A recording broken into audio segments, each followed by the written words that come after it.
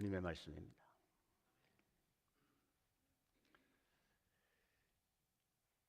우리가 흔히 믿음으로 산다 그렇게 말합니다. 믿음으로 산다는 것이 무엇일까?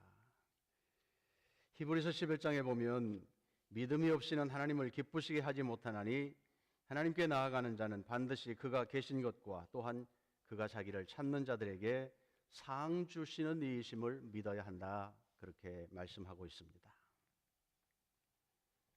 믿음으로 산다고 하는 것은 하나님의 신실하신 성품을 믿는 것입니다.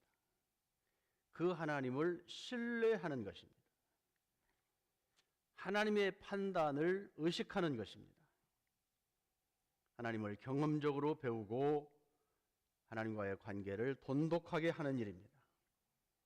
그리고 하나님의 통치를, 다스림을 받는 것을 말합니다. 히브리서 11장을 보면 우리 믿음의 선배들에 대해서 일일이 기록하고 있습니다. 노아, 아브라함, 이삭, 야곱, 요셉, 모세, 기드온, 바락, 삼손, 입다, 다윗, 사무엘 이런 믿음의 선배들에 대한 생활을 일일이 열거하면서 그들이 믿음으로 살았다 그렇게 평가하고 있습니다. 그들이 특별해서가 아니라 연약함도 있고 실수도 있는 약점이 있는 보통 사람들이었지만 하나님과 관계하며 그것을 소망하며 살았다. 그래서 믿음으로 승리한 사람들이라고 소개하고 있습니다. 그리고 12장에 넘어가면 그러므로 우리도 갖가지 무거운 짐과 얽매는 죄를 벗어버리고 우리 앞에 놓여있는 다름질을 참으면서 달려가자 그렇게 말합니다. 에베소서 2장의 교회를 설명하고 있는 말씀입니다. 10절 우리는 하나님의 작품입니다. 선한 일을 하게 하시려고 하나님께서 그리스도 예수 안에서 우리를 만드셨습니다. 하나님께서 이렇게 미리 준비하신 것은 우리가 선한 일을 하며 살아가게 하시려는 것입니다. 선한 일을 위해서 지음을 받은 존재라고 설명합니다. 디도서 2장 14절 그리스도께서는 우리를 위하여 자기 몸을 내주셨습니다. 그것은 우리를 모든 불법에서 건져내시고 깨끗하게 하셔서 선한 일에 열심을 내는 백성으로 삼으려는 것입니다. 선한 일을 위해서 하나님이 뜻을 정하고 우리를 불러 구원하셨다는 말씀입니다. 하나님의 목적입니다. 예수 그리스도를 주로 믿게 하시고 거듭나게 하시고 하나님의 마음을 품고 선한 일, 착한 일, 하나님이 기대하시는 일, 그 일을 마음에 품고 살도록 우리를 불러 주셨다는 말입니다. 할렐루야. 하나님이 선하다고 말하는 것은 무엇일까요? 우리가 거짓말하지 않고 가난한 사람을 돕고 그렇게 사는 것도 선한 일의 부분이겠지만 하나님이 가장 관심을 두고 착하고 선하다고 말하는 것은 생명을 구원하는 일입니다. 독생자를 희생하면서까지 죄인을 의인되게 하려고 계획하신 하나님의 마음, 그것이 선한 일입니다. 그래서 구원받은 하나님의 백성들이 가장 중요하게 그것을 마음에 품고 살아가는 것을 귀하게 보시는 것입니다. 땡스기빙 보내시면서 많이 피곤하셨나 봅니다. 저를 쳐다보는 분이 3분의 1밖에 되지 않네요. 빨리 끝내겠습니다. 그러면 믿음으로 산다는 것이 무엇일까? 그러면 하나님이 복 주셔서 항상 좋고 즐거운 일만 계속되면 좋겠는데 사실 믿음으로 산다는 것 그렇지 않은 때가 많습니다. 손해보는 때가 많습니다. 오늘 우리가 읽은 사도행전 4장 앞서서 3장의 기록을 보면 베드로와 요한이 성전에 올라가다가 문 앞에서 구걸하는 안전뱅이 거지를 만납니다. 그를 예수의 이름으로 걸어 일으켜 세웠습니다. 좋은 일이었습니다. 변화였습니다. 하나님의 능력을 보는 일이었습니다. 한 사람의 인생이 바뀌는 일이었습니다. 그런데 그 일의 결과는 베드로와 요한이 곤경에 처하게 됩니다. 붙들렸습니다. 유대 종교 지도자들에 의해서 핍박을 받습니다. 예수님의 부활의 소식을 담대하게 몰려드는 사람들에게 증거했더니 그날에 5천 명이나 되는 사람들이 회개하고 주님께 돌아왔습니다. 그런데 지도자들은 그것을 원치 않았습니다. 하나님의 이름을 욕되게 한다고 그들에게 죄목을 씌웠습니다. 막상 어떻게 할 수 없었습니다. 군중들과 함께 나은 사람이 거기에 증거로 있었기 때문이었습니다. 무식쟁이들이 논리적으로 설명하는 그 말을 듣고 이상하게 여겼습니다. 그래서 더 이상 예수의 이름으로 말하지 말라고 엄하게 꾸짖고 풀어주었습니다. 돌아와서 교회 앞에 보고합니다. 교회는 이 일을 붙들고 하나님 앞에 신실하게 기도합니다. 하나님, 이러한 핍박 속에서도 우리가 흔들리지 않고 복음을 담대하게 전하게 해 주십시오. 그것이 그들의 기도였습니다. 29절과 30절의 말씀입니다. 주여 이제도 그들의 위협함을 굽어보시고 종들로 하여금 담대히 하나님의 말씀을 전하게 하여 주시며 손을 내밀어 병을 낫게 하시고 표적과 기사가 거룩한 종 예수의 이름으로 이루어지게 하옵소서. 세 번역 성경을 보면 주님 이제 그들의 위협을 내려다보시고 주님의 종들이 참으로 담대하게 주님의 말씀을 말할 수 있게 해 주십시오. 그리고 주님께서 능력의 손을 뻗쳐 병을 낫게 해주시고 주님의 거룩한 종 예수의 이름으로 표징과 놀라운 일들이 일어나게 해 주십시오. 이것이 교회의 기도였습니다. 믿음으로 사는 것은 현실 도피를 말하지 않습니다. 문제를 해결받는 것, 편하게 살게 해달라는 것, 출세하게 해달라는 것, 건강무병장수하게 해달라는 것, 그것만을 말하지 않습니다. 물론 하나님께서 은혜 주셔서 그러한 은혜들도 우리가 누리며 사는 것이 사실입니다. 그러나 더 중요한 것은 핍박 가운데서라도 오늘 우리가 해야 할 일이 무엇인지를 바로 보고 바로 기도할 수 있는 것, 하나님이 기뻐하는 것을 우리가 품고 수고하는 것, 그것이 우리가 해야 할 바른 일이라는 것입니다. 초대교회의 교인들은 자기들이 왜 거기에 있으며 무슨 일을 해야 하는지를 바로 보았습니다. 핍박을 피하게 해달라는 것이 아니라 그 핍박 가운데서도 흔들리지 않고 자기들이 해야 할 복음을 증거하는 일, 예수께서 부활하신 주님이시며 하나님이시라고 하는 사실을 세상 앞에 담대히 말할 수 있게 해달라고 기도했습니다. 기도를 마치자 모인 곳이 진동하고 다 성령의 충만함을 경험했습니다. 교회되게 하는 것은 성령의 역사입니다. 사람의 목소리, 사람의 제한됨, 사람이 가지고 있는 것, 지식과 경험, 거기에 의존하지 않고 우리 가운데 주인으로 임재하여 지금도 일하시는 성령이 우리를 다스리게 하는 그 일입니다. 그들 가운데 성령으로 충만하게 되니 담대하게 하나님의 말씀을 전하였다. 아마 이 담대하게 복음을 전한 일의 결과는 즐거움과 기쁨과 신나는 일만 있지 않았습니다. 사도들의 마지막 죽음의 모습들을 보면 정상적인 죽음을 살지 않았습니다.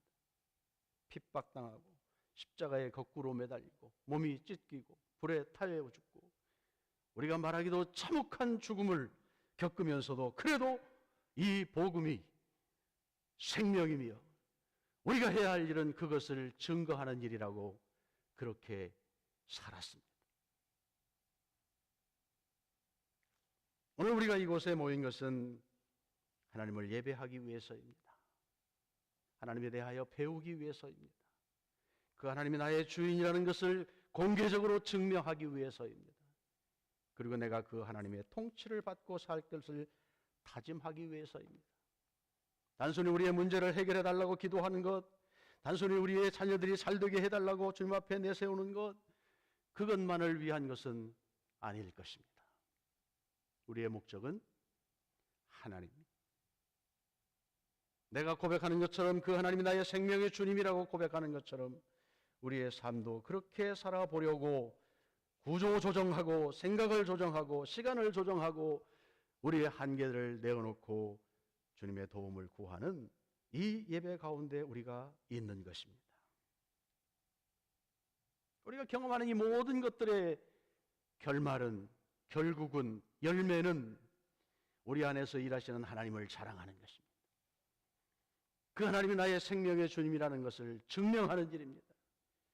그리고 그 이름을 높이고 선전하고 또 다른 사람들로 하여금 듣게 하고 그들도 주님을 통하여 새로워지는 삶을 누리게 하는 그것이 곧 오늘 우리의 예배 최종 목적일 것입니다. 긍정하십니까? 아멘이십니까? 우리를 통하여 또 다른 사람들이 하나님을 알고 구원에 이르는 것, 이것이 하나님의 소원입니다. 그것을 선하다고 말하는 것입니다. 이 목적이 흔들리면 우리끼리 모여서 즐겁게 교제하는 데 머무를 수 있습니다. 사람들의 생각으로 판단하여서 구제사역하고 서로 돕고 필요를 채우고 멋있게 종교 활동을 하는 단계까지는 갈 수 있습니다.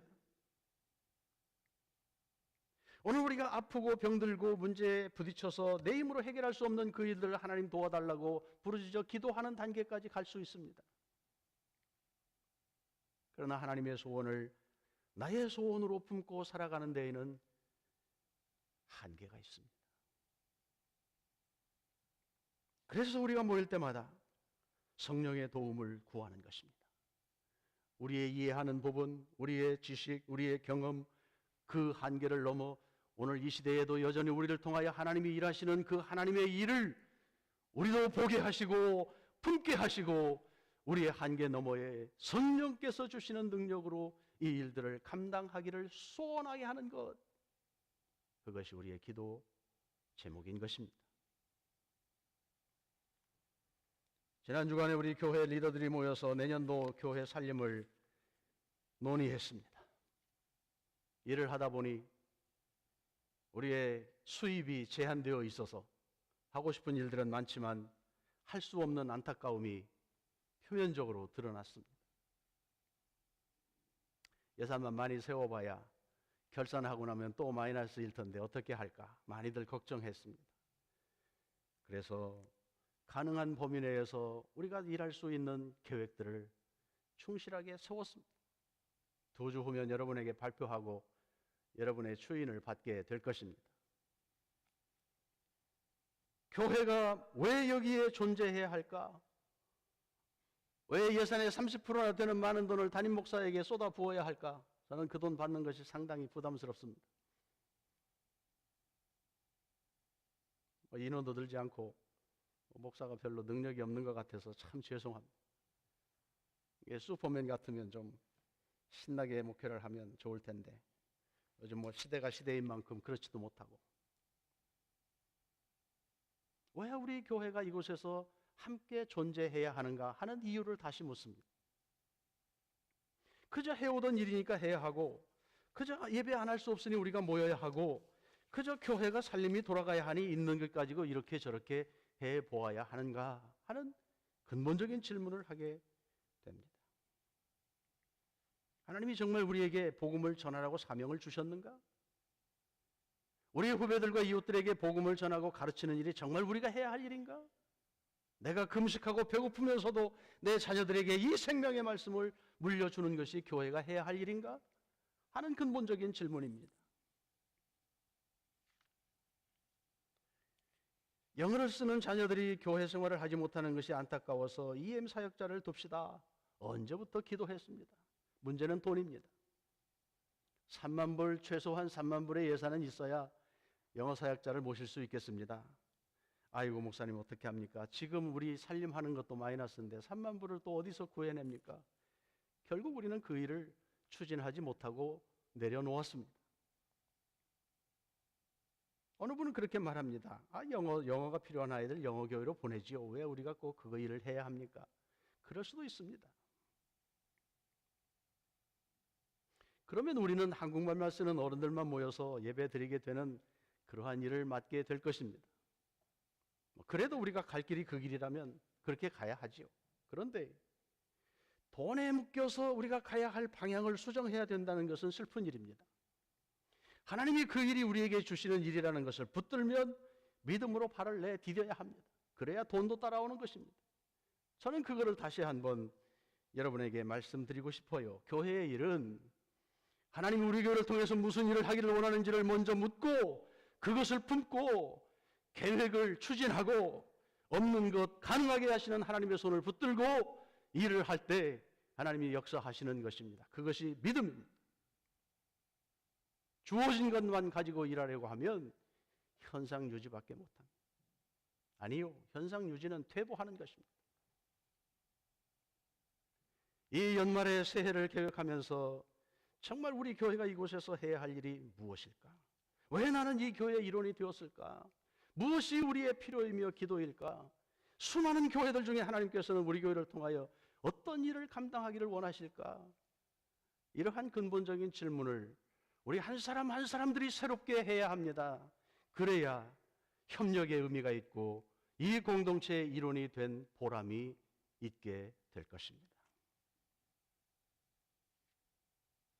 우리 교회가 문화학교를 하면서 이웃들에게 좋은 소문을 내는 것 참 고마운 일입니다.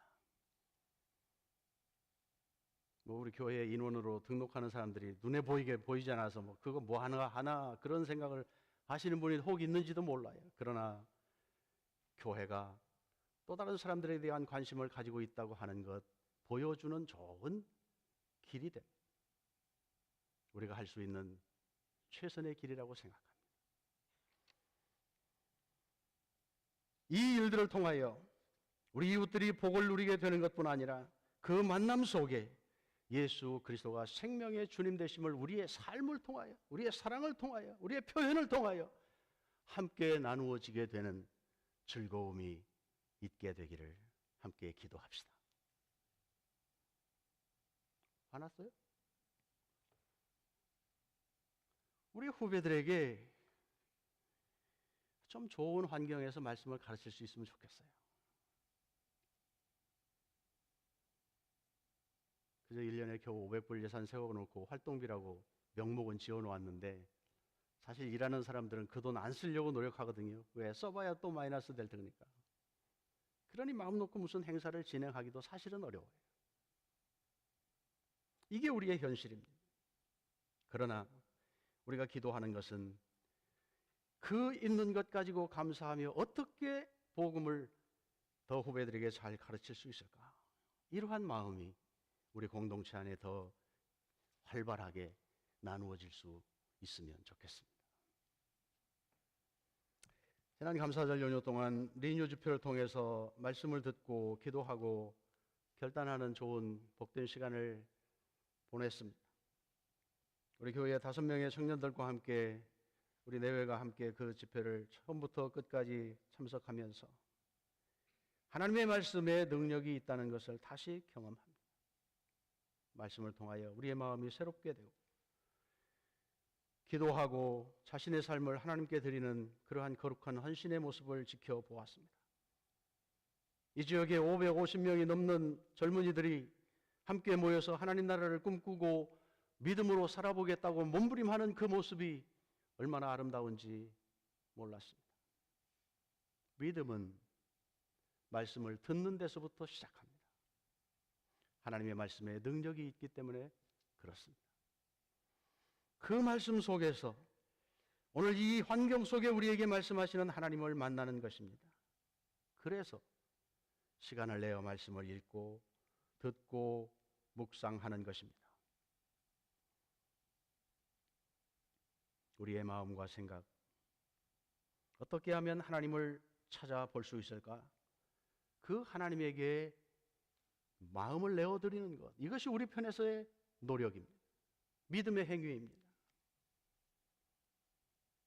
자신을 훈련하는 것입니다.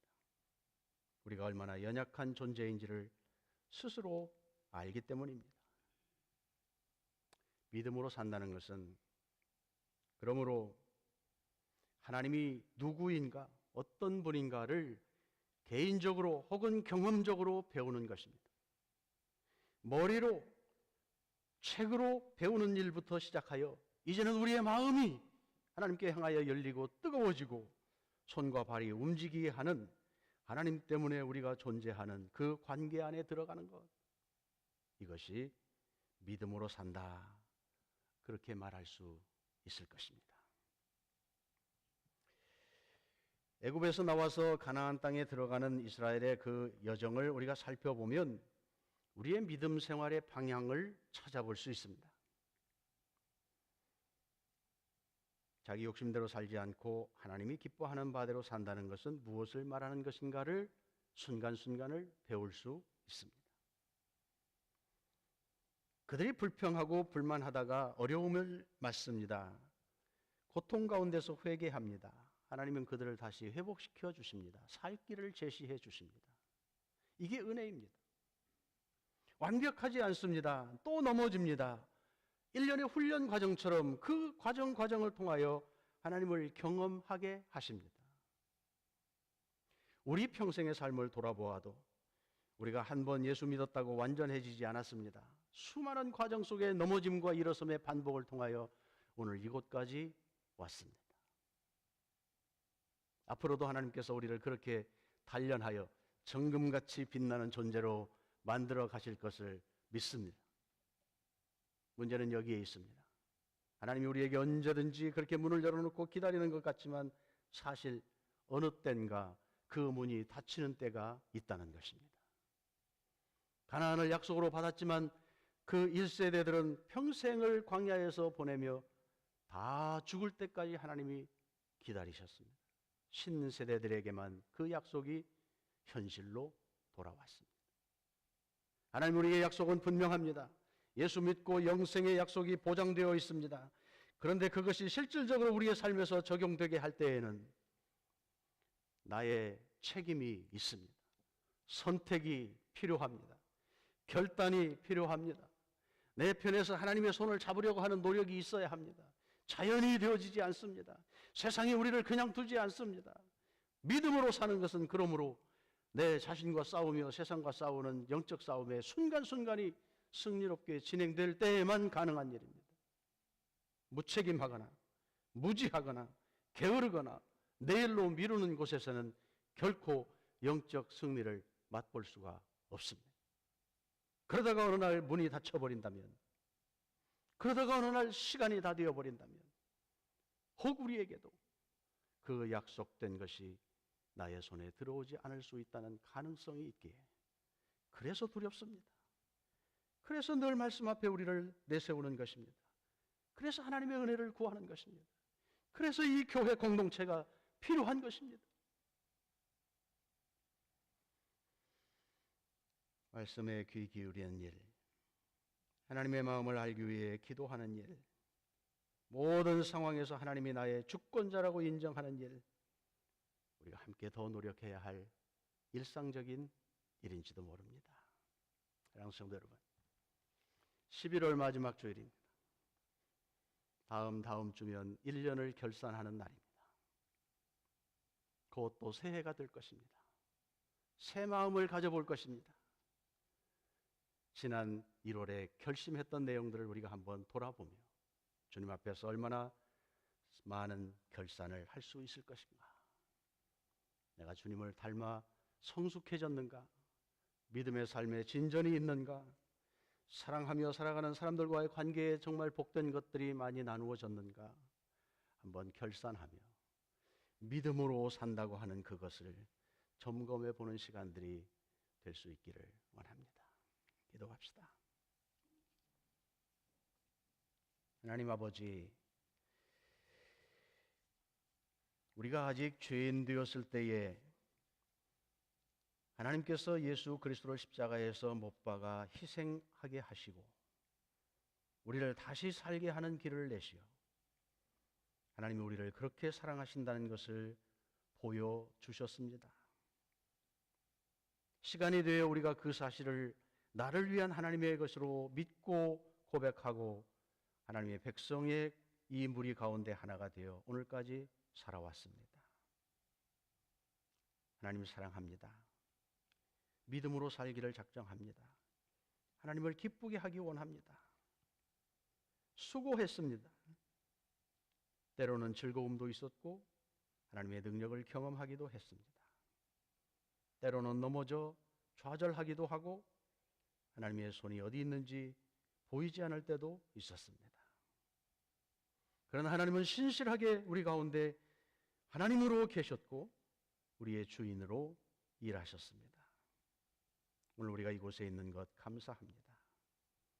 우리에게 허락하신 앞으로의 시간도 믿음으로 살기를 작정하고 우리가 연약한 그곳에 하나님의 능력이, 하나님의 온전하심이 더 드러나기를 소망합니다.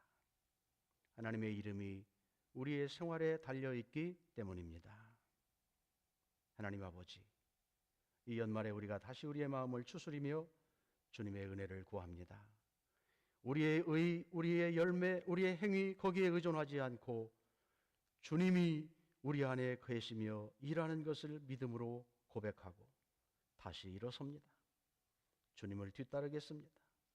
말씀 가운데 거하겠습니다. 주님께서 지시하시는 것을 순종하며 살아보겠습니다. 또 넘어질 것입니다. 그러나 주님, 우리 안에 계시는 성령님, 하나님의 뜻이 이루어지게 하기 위하여 탄식하시며 안타까워하시며 우리를 위하여 중보하시는 그 은혜를 우리가 붙듭니다. 우리 가운데 새 은혜를 주셔서 감히 우리가 하나님과 함께 일하는 기쁨을 더 누리며 살아가는 믿음 안에 살아가는 저희들 되게 하여 주시옵소서. 이 교회 공동체를 통하여 하나님의 뜻을 이루어가기 원하고 이 시대에 하나님의 기쁨이 되어지는 교회와 개인으로 살아갈 수 있는 힘이 위로부터 공급되게 하여 주시옵소서. 하나님 피곤하지 않게 하시고 실망하지 않게 하시고 여전히 그럼에도 하나님은 승리하신 분이며 우리의 주인이시며 세상 역사를 다스리시는 주님이심을 고백합니다. 저희들을 사용하여 주시옵소서. 예수님의 이름으로 기도합니다.